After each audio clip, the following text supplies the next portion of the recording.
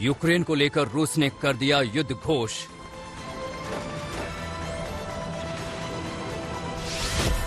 रूस ने यूक्रेन को बांटा, किया चैलेंज।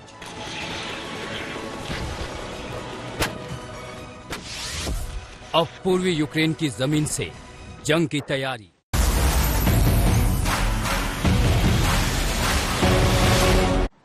नमस्कार, आप देख रहे हैं आज तक। मैं हूं गौरव सावंत। रूस के फैसले के बाद रूस और यूक्रेन के बीच तनाव जबरदस्त तरीके से बढ़ गया है।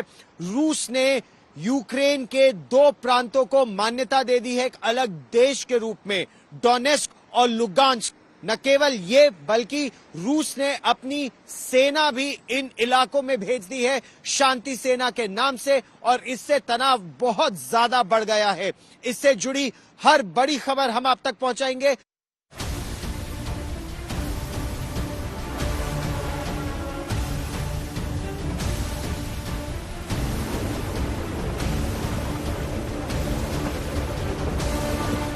युद्ध का बिगुल बज गया,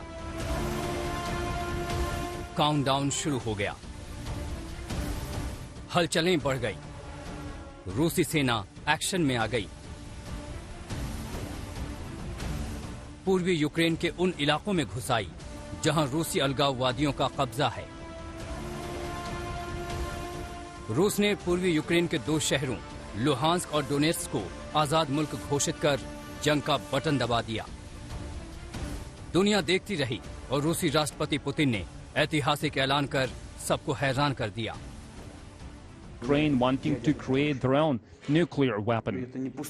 And that's not just idle threat. Ukraine really has nuclear technology and carriers to deliver such weapons back from the Soviet times. And they have Tochka-U launchers also designed in the Soviet Union. It has range of more than 100 kilometers, and they can increase that. It's a matter of time. They still have this technology from the Soviet times. So getting tactical nuclear weapon will be much easier for Ukraine than for certain other states. I'm not going to list them that are now researching this, especially if they have technological support from abroad. And we can't exclude this. If Ukraine has a weapon of mass destruction, the situation in the world, in Europe, especially for us, for Russia, will change drastically. Putin के ऐतिहासिक ऐलान के साथ ही रूसी सेना Donetsk की सड़कों पर मंडराने लगी। रात के अंधेरे में रूसी टैंक और सेना की गाड़ियों को शहर में चक्कर लगाते देखा जा सकता है। रूस का कहना है कि शांति बनाए रखने के लिए रूसी सेना डोनेट्स्क में दाखिल हुई। रूस ने वो कर दिखाया जिसकी उम्मीद किसी को नहीं थी, ना तो यूक्रेन को, ना ही अमेरिका और उसके नेटो के साथी देशों को। राष्ट्रपति पुतिन ने यूक्रेन को टुकड़े टुकड़े कर ऐतिहासिक फैसले पर हस्ताक्षर भी कर दिया। उन्हें अलग देश के तौर पर मान्यता भी दे दी। मानचित्र देखा जा सकता है। लुहांस्क और डोनेट्स्क पूर्वी यूक्रेन में हैं। अब तक ये यूक्रेन के हिस्से थे, अब रूस इन्हें आजाद मुल्क बता रहा है। रूस की सेना इस समय दो इलाकों में तो घुस आई है, वो डोनेस्क में भी है और लुहांस्क में भी है। यूक्रेन का कहना है कि ये उन पर हमले की शुरुआत है। डॉनबास में वैसे भी रूस और यूक्रेन के बीच एक तरह से तनातनी चल ही रही है, गोलाबारी हो रही है। वो रूस समर्थित अलगाववादी और यूक्रेन की सेना के बीच है। तो यूक्रेन की सेना का एक बड़ा भाग वहां पर है। खार्किव पूर्वी यूक्रेन, वहां पर रूस का समर्थन ज्यादा है। कीव पश्चिमी यूक्रेन, यहां पर समर्थन न के बराबर है। लेकिन अब प्रश्न ये उठता है कि रूस इतनी बड़ी महाशक्ति, क्या यूक्रेन झेल पाएगा रूस का हमला? नेटो की शक्तियां या अमेरिका क्या करेंगे? यूक्रेन के पूर्वी इलाके पर रूसी अलगाववादियों का कब्जा है। इन्हें रूस से हर तरह की मदद मिलती रही है, फिर चाहे वो आर्थिक हो या फिर सामरिक। यहाँ रूसी हथियारों का ही बोलबाला रहता है। यही कारण है कि रूस के ऐलान के साथ ही लुहांस्क और डोनेट्स्क में जश्न मनने लगे, आतिशबाजी होने लगी।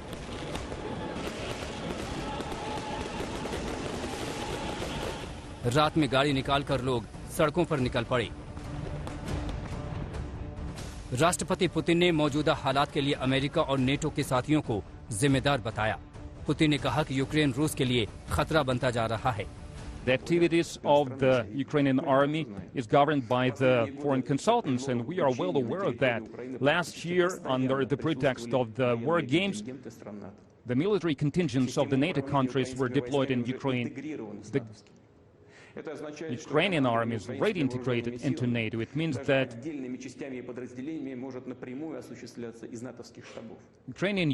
Ukrainian army units can be done directly from the NATO headquarters. The West started to explore the territory of Ukraine as the future theater of military action, as the future battlefield, and it is aimed against Russia. Last year alone, it had more than 20,000 troops and more than 1,000 equipment, hardware units. रूस के इरादे 3 दिन पहले ही साफ हो गए थे जब पूर्वी यूक्रेन में बमबारी होने लगी। 19 फरवरी के इस वीडियो को देखा जा सकता है जब शेलिंग से बचने के लिए यूक्रेन के अधिकारी और विदेशी पत्रकार भागने लगे।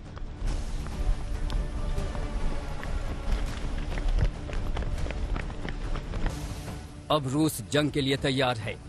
एक तरफ रूस की सेना यूक्रेन की सीमा पर मुस्तैद है, जहां हथियार, गोला बारूद, टैंक, आर्टिलरी, लड़ाकू विमानों का जमावड़ा है, तो दूसरी ओर बेलारूस में रूसी सेना का युद्धाभ्यास अभी खत्म करने के मूड में नहीं दिखती। कीव से गौरव सावंत के साथ आज तक ब्यूरो। बीती रात रूस के राष्ट्रपति व्लादिमीर पुतिन ने ऐलान किया कि डोनेस्क और लुगांस्क दोनों को वो अलग देश के रूप में मान्यता दे रहे हैं और शांति सेना इन दोनों देशों में भेज रहे हैं। यही नहीं, उन्होंने ये भी कहा कि यूक्रेन रूस के इतिहास का हिस्सा रहा है और यूक्रेन ने जो जो प्रगति की उसमें मॉस्को की भूमिका अहम है। उन्होंने यूक्रेन पर नेटो और अमेरिका के पिछलग्गू होने का भी आरोप लगाया और कहा कि यूक्रेन को नेटो का प्लेग्राउंड बनने की अनुमति नहीं दी जा सकती। इससे साफ है कि आने वाले दिनों में इस मसले को लेकर विवाद और ज्यादा गहराएगा।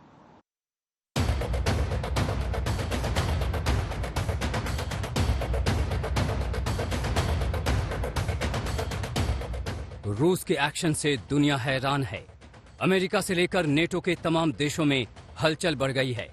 संयुक्त राष्ट्र में बैठकों का दौर शुरू हो गया। युद्ध टालने के लिए पूरा जोर लगाने वाला यूक्रेन की सिट्टी पिट्टी गुम हो गई।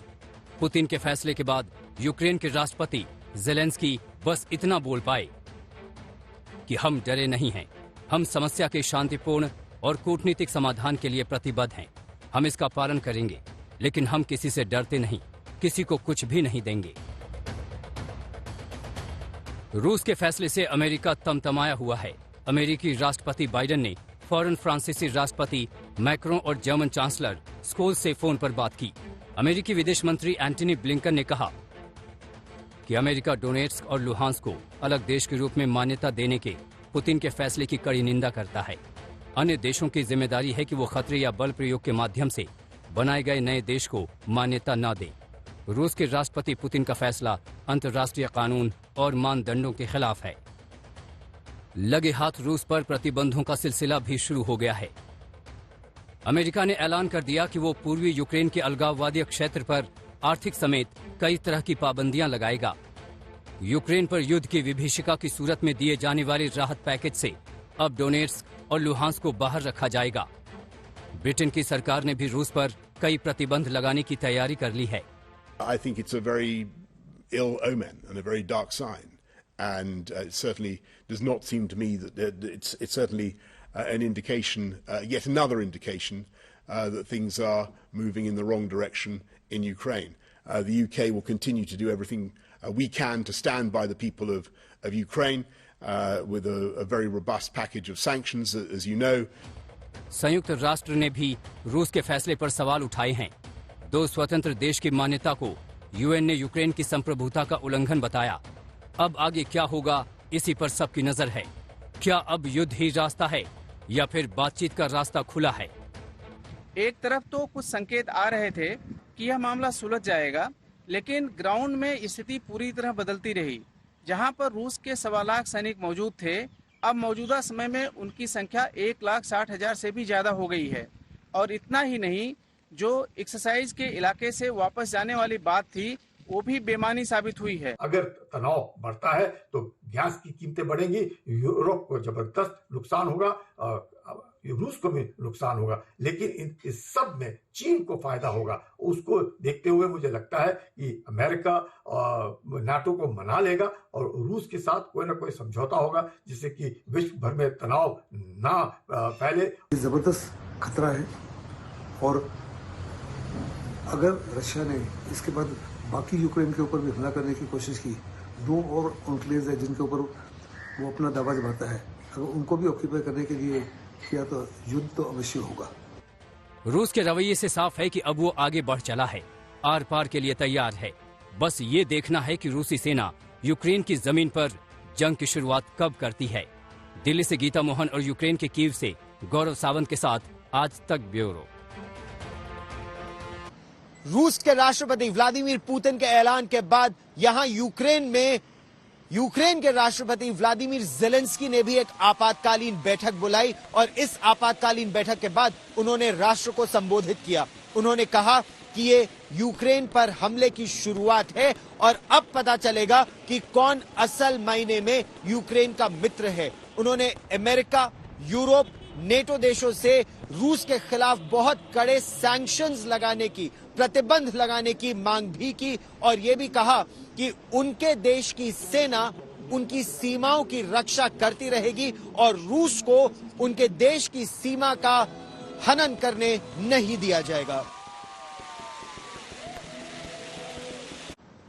रूस के राष्ट्रपति व्लादिमीर पुतिन ने यह भी साफ किया कि यूक्रेन रूस के इतिहास और संस्कृति का एक अभिन्न अंग है।